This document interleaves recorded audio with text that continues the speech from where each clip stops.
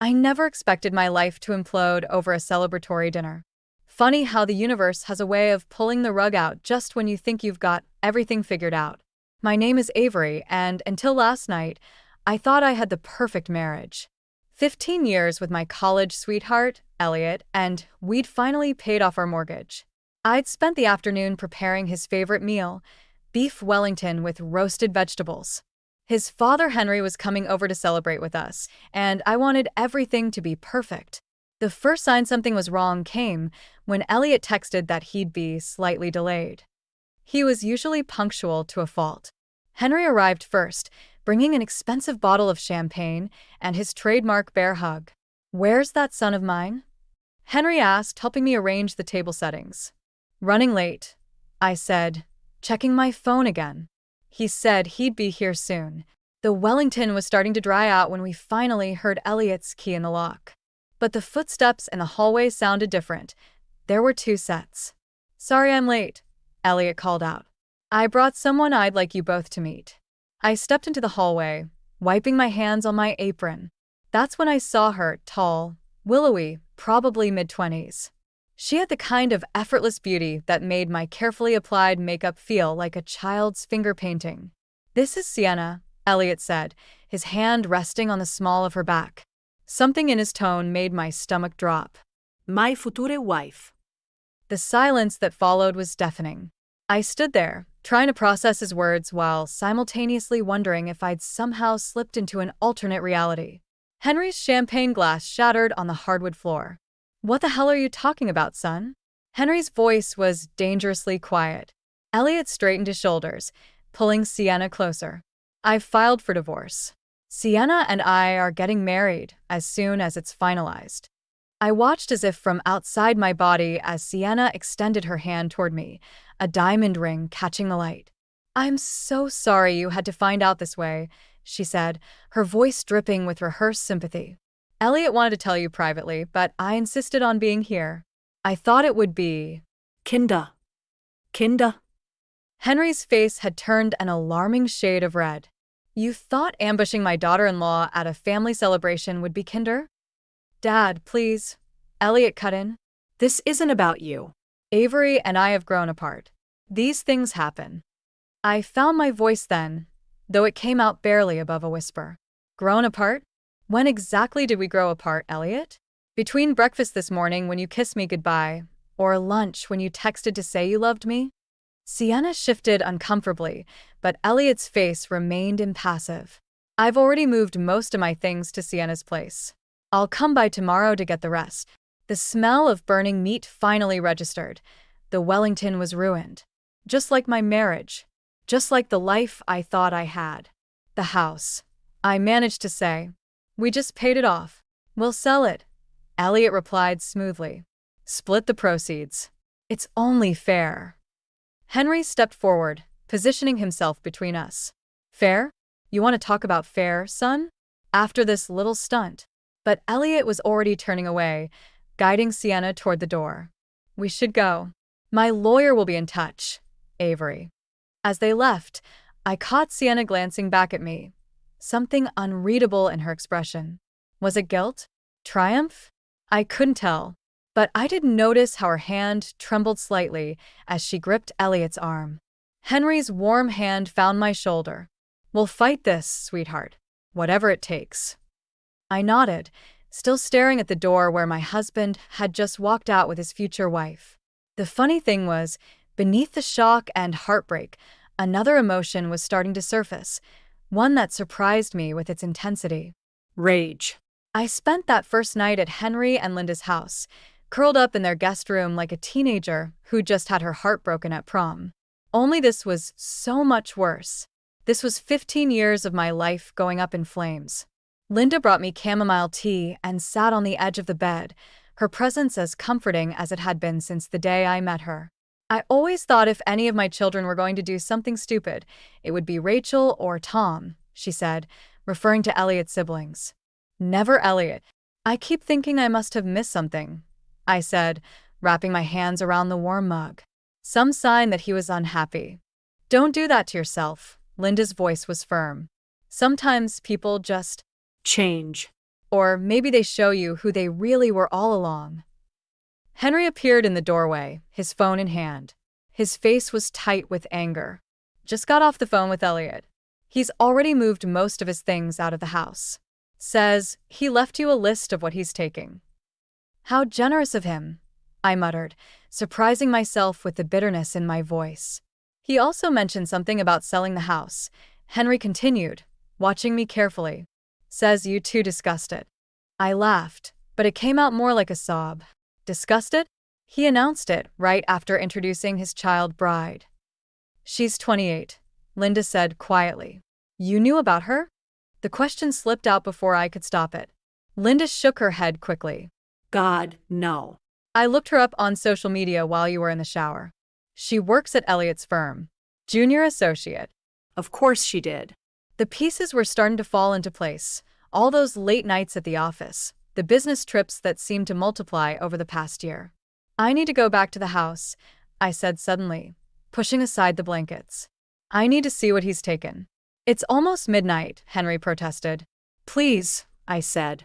I won't be able to sleep anyway. The drive was silent, but I could feel Henry and Linda exchanging worried glances in the front seat. When we pulled up to the house, another car was parked in the driveway.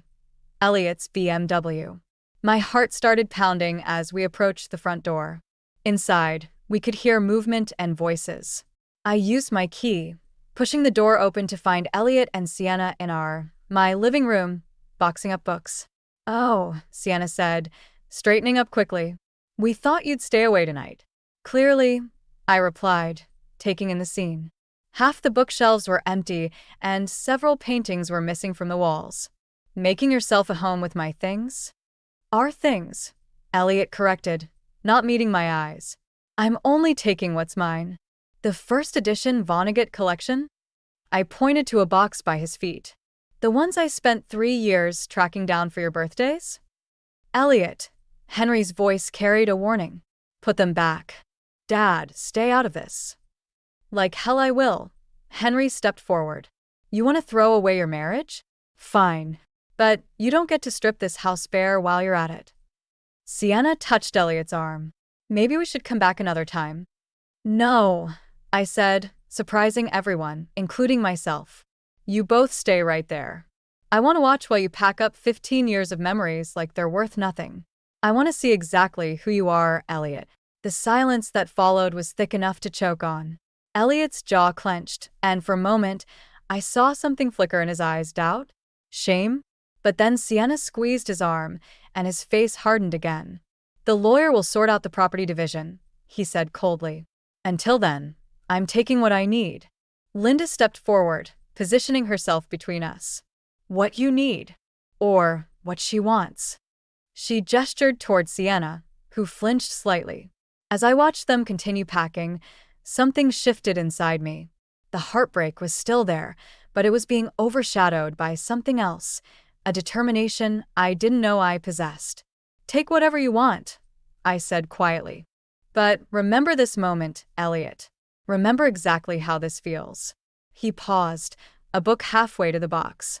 Is that a threat? I smiled, and for the first time that night, it felt genuine.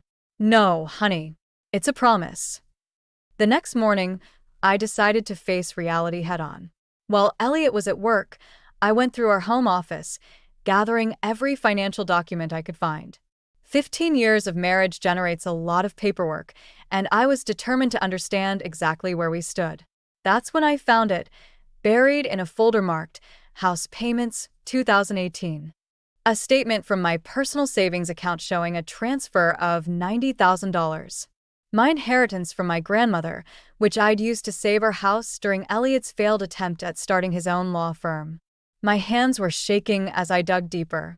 More documents emerged, proof of my contributions to mortgage payments while Elliot was between jobs. Receipts for home improvements I'd paid for with my teaching salary. The story they told was very different from Elliot's version of events. Did you know about the money? I asked when he picked up. What money? The $90,000 I put into the house. The money that kept us from foreclosure when Elliot's firm went under. There was a long pause. No, Henry said finally. He told us he'd borrowed it from a friend. I laughed, but it came out hollow. Afrienna med me. Stay there, Henry said. I'm coming over. But before Henry arrived, I heard a key in the lock. Elliot walked in, Sienna trailing behind him like a shadow. More packing? I asked, gesturing to the empty boxes they carried. Just getting the last of my clothes, Elliot said, then noticed the papers spread across the desk. What are you doing? Remembering, I said, holding up the bank statement. Remember 2018, Elliot? When your big dream of starting your own firm crashed and burned, remember who bailed you out? Sienna looked between us, confusion clear on her face. What is she talking about? Nothing, Elliot said quickly. Ancient history. $90,000 worth of ancient history, I corrected. My inheritance. The money that saved this house. Our house when you nearly lost it. Elliot's face reddened. That was a loan. A loan. I stood up, my voice steady despite the anger coursing through me. Show me the paperwork, Elliot. Show me where we agreed it was a loan. You're my wife, he snapped. Everything between us was shared. I emphasized. Past tense. Just like this house will be past tense when you sell it and split the proceeds. Except, I don't think that's going to work out quite like you planned. The front door opened again, and Henry walked in. His eyes narrowed at the sight of Elliot and Sienna. Perfect timing, I said. Elliot was just explaining how my inheritance doesn't count toward house ownership. Is that so? Henry's voice was dangerously quiet. Interesting legal theory, son. Want to run that by the Bar Association? Sienna stepped forward, her confidence visibly wavering. Maybe we should discuss this another time, when everyone's calmer. I am calm, I said, gathering the documents into a neat pile. In fact, I'm clearer than I've been in days. You want to sell the house, Elliot? Fine. But first, we're going to talk about my $90,000 and the mortgage payments and every penny I put into this place while you were chasing your dreams. You can't prove, Elliot started. Actually, Henry interrupted, she can. And she will. I've already called my lawyer. He's very interested in these documents. The color drained from Elliot's face. For the first time since this nightmare began, I saw real fear in his eyes. This isn't what we discussed, Sienna said quietly to Elliot. You said it would be simple. I smiled, feeling a strange sense of satisfaction. Nothing's ever simple when you build your happiness on someone else's pain, Sienna. That's a free lesson for you. As they left, without the boxes they'd brought, I caught a glimpse of my reflection in the window. The woman staring back at me looked different somehow. Stronger. More determined. Henry squeezed my shoulder. You okay?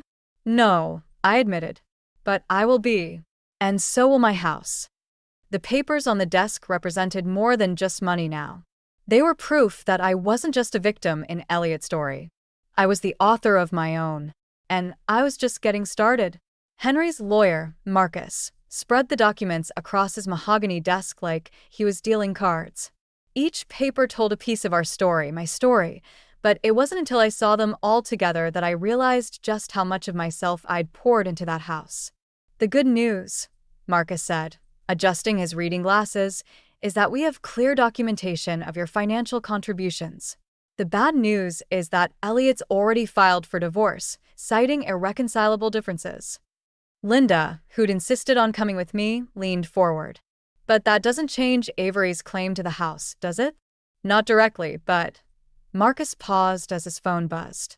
His expression shifted as he read the message. Well, this is interesting. Elliot just listed the house for sale. My stomach dropped. He can't do that without my signature. Actually, he can. He's listed his intention to sell his portion of the property. And he's already received an offer. I gripped the armrests of my chair, trying to steady myself.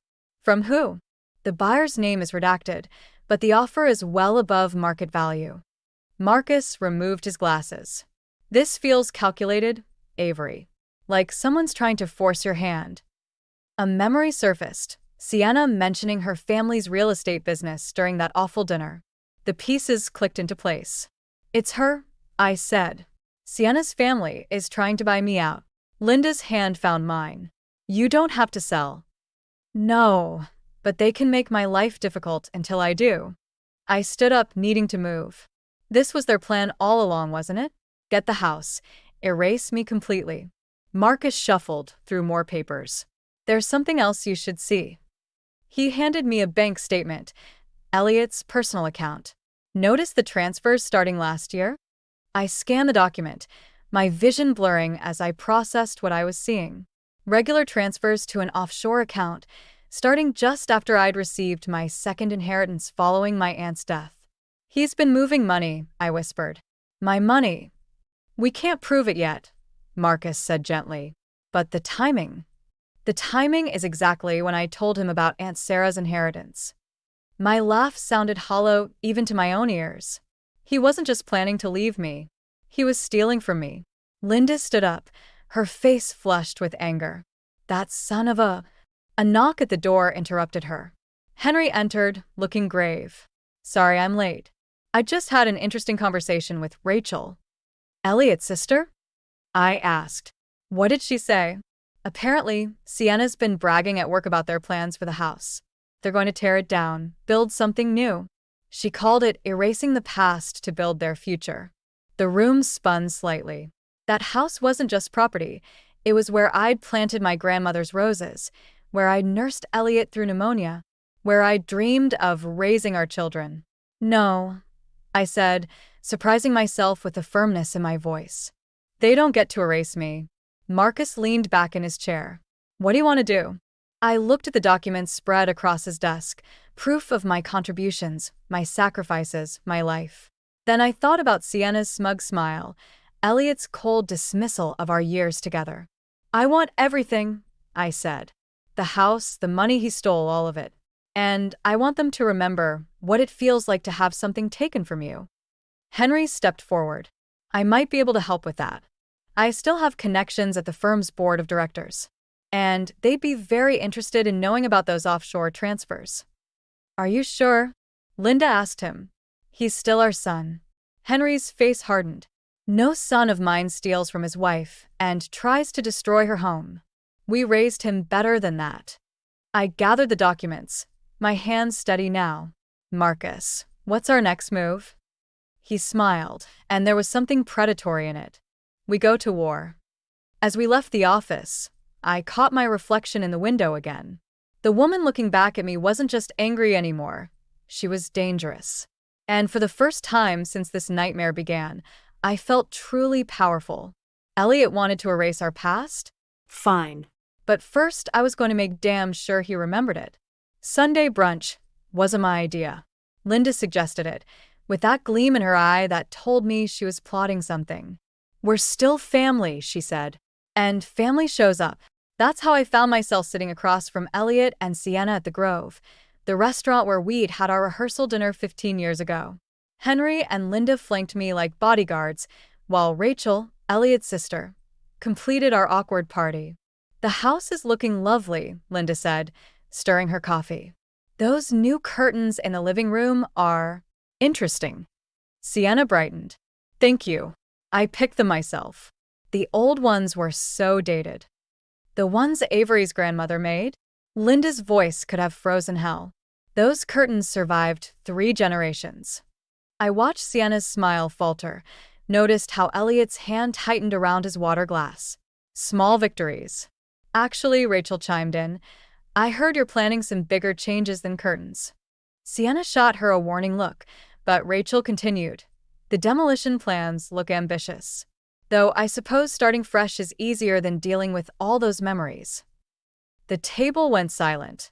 I carefully set down my fork, meeting Elliot's eyes. Demolition plans? It's not final, he said quickly. We're just exploring options. Options that include destroying the house my grandmother helped us buy. My voice remained steady, even as my hands shook under the table. The house where your father taught you to fix that squeaky floorboard in the hallway? Where your mother planted her prize-winning roses? Those roses are half dead anyway, Sienna interjected. The whole garden needs those roses.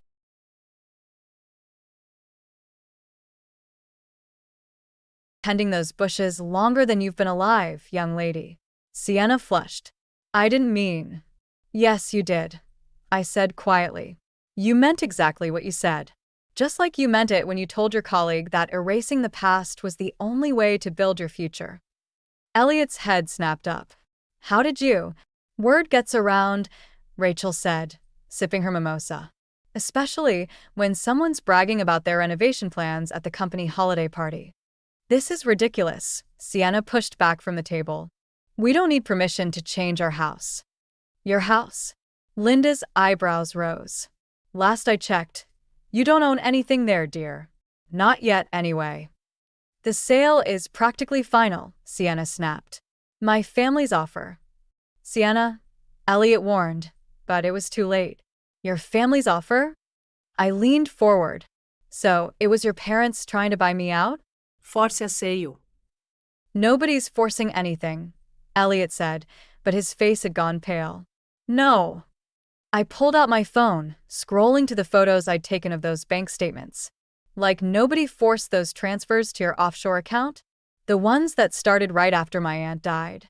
The color drained from his face. Sienna looked between us, confusion clear in her expression. What transfers? She asked. Nothing, Elliot said quickly. It's not what you think, Avery. I think it's exactly what it looks like. Henry's voice was cold.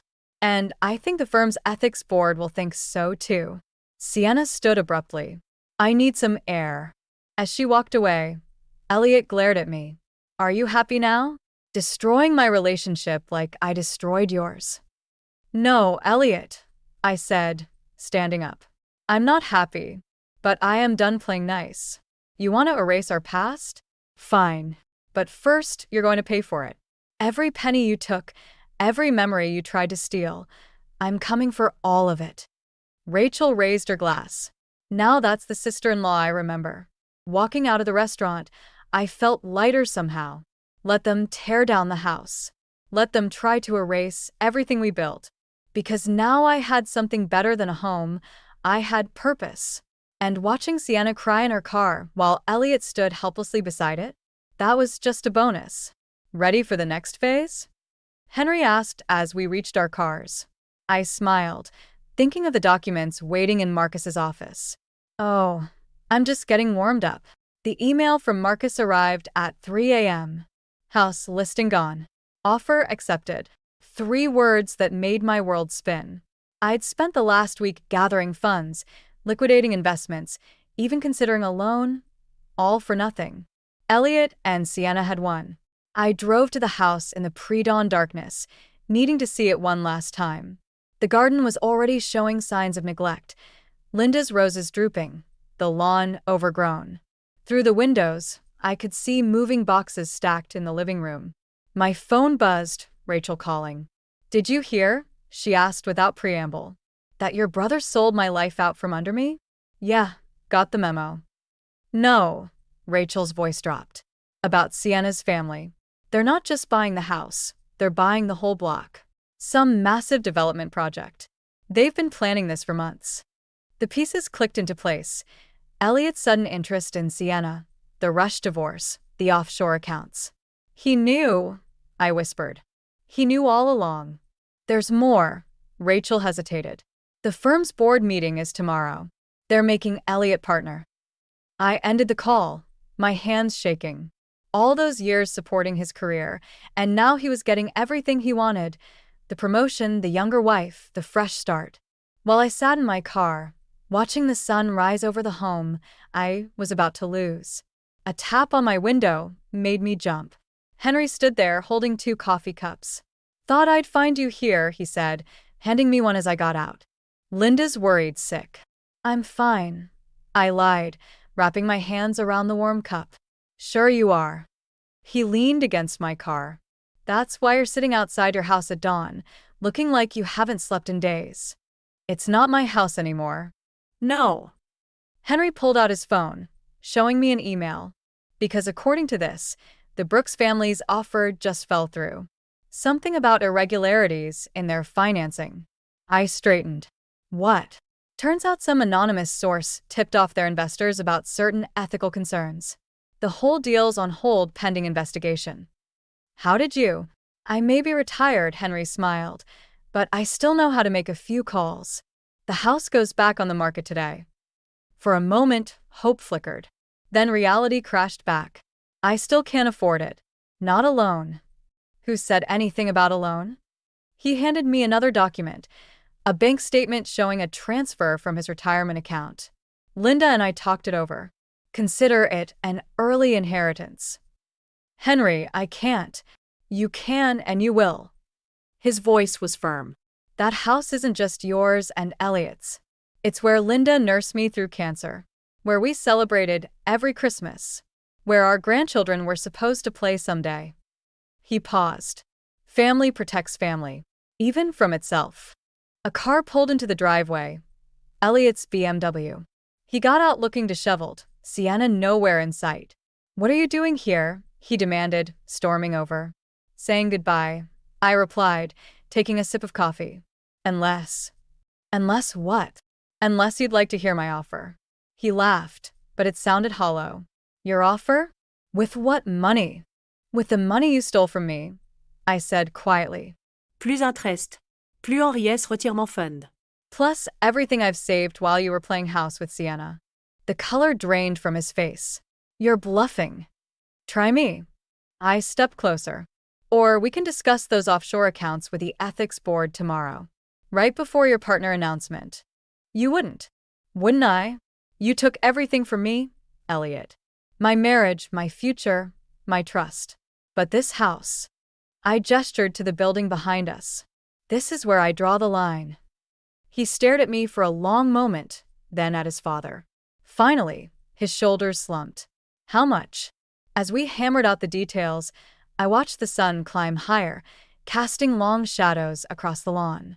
Linda's roses seemed to straighten in the morning light, as if they knew they weren't going anywhere after all. Sometimes rock bottom isn't where you end. Sometimes it's where you finally find solid ground to push back up. And I was done falling. The ethics board meeting was scheduled for 9, but I arrived at the firm by 8, settling into the lobby with a cup of coffee and the morning paper. I wasn't there to attend, just to watch the aftermath. Rachel texted updates from inside. Board reviewing evidence now. Elliot looks like he's about to throw up. Good. At 8:45, Sienna burst through the lobby doors, her designer heels clicking against the marble floor. She stopped short when she saw me. What are you doing here?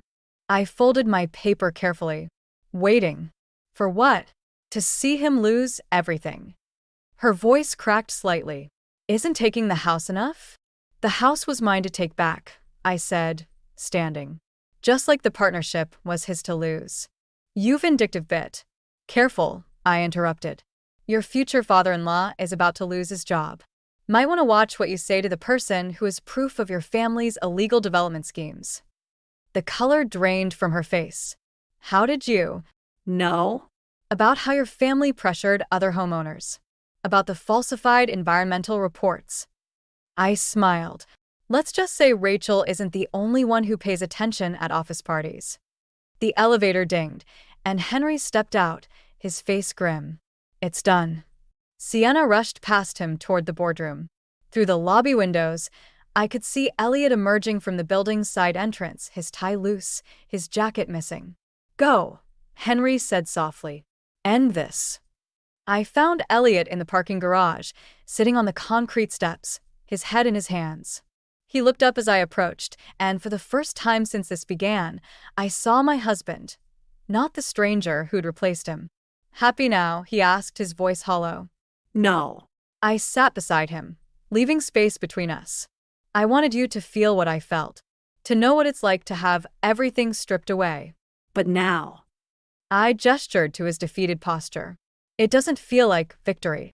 They're launching a full investigation. The offshore accounts, the development deals, everything. He laughed bitterly. Sienna's family is probably already distancing themselves. Can't have their daughter married to a disgraced lawyer. Is that what you wanted? To be part of their world. I wanted. He paused, struggling. I wanted to be more than the scholarship kid who married his college sweetheart. More than the son who needed his father's connections to get ahead. So you became the man who betrayed everyone who loved him instead. He flinched. I never meant to hurt me, to steal from me. To destroy your home. I stood up. The funny thing is, Elliot, you already were more. You were the man I believed in, the partner I supported, the person I trusted most in the world. Avery. But that man's gone now. I reached into my bag, pulling out an envelope. These are the original documents, the bank transfers, the development plans, everything. The board has copies, but these are yours. He took the envelope with trembling hands. Why? Because revenge doesn't taste as sweet as I thought it would. And because the man I married deserves one last chance to do the right thing. The right thing. Tell the truth, Elliot. About everything. The money, the schemes, all of it. Give people back their homes. Start over. He stared at the envelope for a long moment. And what about us? There is no us anymore. But maybe there can be peace. As I turned to leave, his voice stopped me. The roses, he said. Mom's roses. I told Sienna not to touch them, but she wouldn't listen. I should have fought harder for the things that mattered. I nodded, not turning back. Yes, you should have. The morning sun was bright as I emerged from the garage. Henry waited by my car, his face questioning. It's done, I said. And I looked back at the building, thinking of the man I'd left sitting in the darkness. Sometimes winning feels a lot like losing. Henry squeezed my shoulder. That's how you know you've won the right way. 6 months later, I stood in my garden, pruning Linda's roses back to health. The morning sun cast long shadows across the lawn, and somewhere in the distance, a lawnmower hummed. The newspaper on my porch told the story in black and white. Brooks' development project canceled. Properties returned to original owners. Below that, a smaller headline. Former attorney makes full restitution to fraud victims. I hadn't seen Elliot since that day in the parking garage. Rachel kept me updated. Sienna left shortly after the scandal broke, and Elliot had moved back in with his parents while working to make amends. He'd sold everything he owned to repay what he'd stolen. The mail truck pulled up, and I recognized our regular carrier, Joe, waving as he approached. Special delivery, he said, handing me a thick envelope. Needs a signature. The return address made my heart skip. My mother's name, written in familiar cursive. We hadn't spoken since my father's funeral 12 years ago. Inside, I found a letter and an old photograph. The picture showed my mother in a garden much like mine, kneeling beside her own rose bushes. On the back, she'd written, "Some things are worth fighting for. Some things are worth letting go." The doorbell rang as I was reading the letter. Linda stood there, holding a ceramic pot with a tiny rose bush. "Found this at the garden center," she said. "It's the same variety as the ones your grandmother gave us for your wedding." I led her to the backyard, where we'd been slowly rebuilding the garden. Henry had helped me install new beds, and Rachel had contributed some herbs. Even Tom, Elliot's younger brother, had shown up one weekend with mulch and tools. "I got a letter," I said, showing Linda the envelope. "From my mother." She nodded, unsurprised. I might have sent her a note. Told her about everything that happened. About how strong you've been. Before I could respond, another car pulled into the driveway. Henry emerged, followed by Elliot. My first instinct was to retreat, but Linda's hand on my arm stopped me. "He asked to come," she said softly, "to see the roses." Elliot approached slowly, looking different than I remembered, humbler somehow, more like the boy I'd fallen in love with in college. He carried a small box. "I found these," he said, holding it out, "while packing in my parents' attic. Thought you might want them." Inside were packets of seeds, all carefully labeled in my grandmother's handwriting. Seeds we'd saved together from her garden, planning for our future. "The investigators finished with the offshore accounts," he said quietly. "Everything's been returned. I'm working at a legal aid clinic now, helping people fight predatory development deals." "Good," I said and meant it. "I'm sorry," he added. "Not just for the money or the house. For forgetting who we were. Who I was supposed to be." I looked at the seeds in my hands, then at my mother's letter. Sometimes we have to lose everything to remember what matters. The roses look better, he observed, glancing at the garden. They're survivors, Linda said, like their caretaker. As they left, Elliot to his new life, Henry and Linda to their Sunday plans, I sat in my garden reading my mother's letter. She wrote about regret, about pride, about the years we'd lost to stubbornness and hurt, about wanting to try again. The final paragraph caught my throat. I watched you fight for your home, for your dignity, for justice. You're stronger than I ever was. But strength isn't just about fighting. Sometimes it's about knowing when to open the door to second chances. I looked at my grandmother's seeds, at the newly thriving roses, at the home I'd fought so hard to keep. Then I picked up my phone and dialed a number I'd forgotten I still knew by heart. Mom, I said when she answered. The roses are blooming again. Would you like to see them? Sometimes endings are really beginnings in disguise. And sometimes the greatest victory isn't in what you keep, but in what you choose to let grow again.